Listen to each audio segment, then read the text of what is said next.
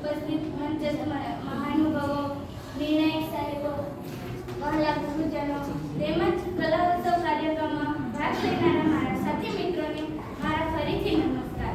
હું ઉભાપાણ ખોડા પ્રાથમિક શાળામાંથી મીના મોહન.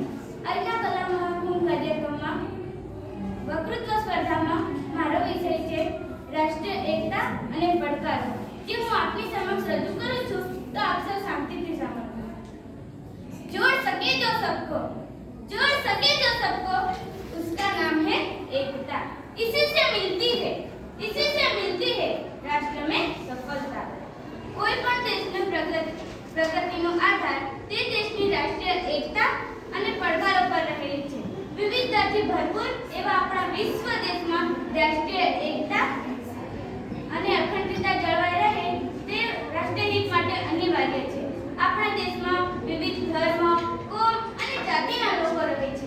તેઓની ભાષા, આહાર, રીતિ રિવાજો વગેરેમાં અપાર ભિન્નતા રહેલી છે.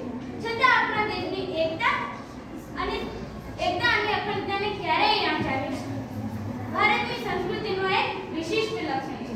ભારત માટે દેશ છે અને આપણે સૌ ભારતીય છીએ એવી ભાવના દરેક ભારતવાસીઓના હૃદયમાં રહેલી છે.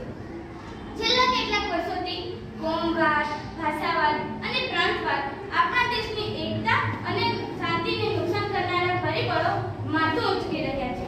દેશમાં અવારનવાર ધર્મ કે સંપ્રદાયના નામે તોફાનો ફાટી નીકળે છે.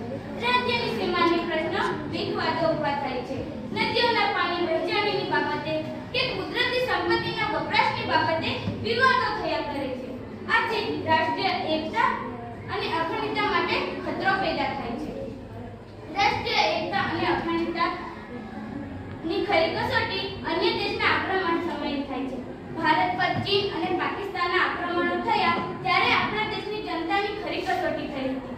એ વખતે આપણા દેશનો એક નાગરિક દેશની પડખે ઊભો રહ્યો હતો.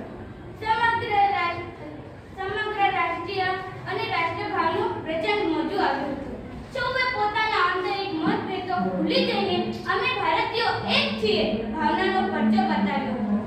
રાષ્ટ્રીય એકતા અને અખંડિતતા જળવાઈ રહે તે માટે આપણે સક્રિય પ્રયત્નો કરવા પડશે. ધર્મ કે કોમના નામે પ્રજાને ભંડ કરનારા તત્વોને ખુલ્લા પાડવા પડશે. આપણે આવા તત્વોનો સામાજિક બહિષ્કાર કરવો પડશે.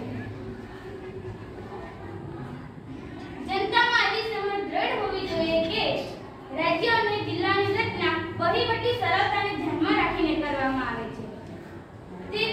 પરંતુ અખંડ ભારતની સંપત્તિ કોઈ એક રાજ્ય કે જિલ્લાની નથી, તે સમગ્ર દેશની છે, મારી છે અને તમારી છે.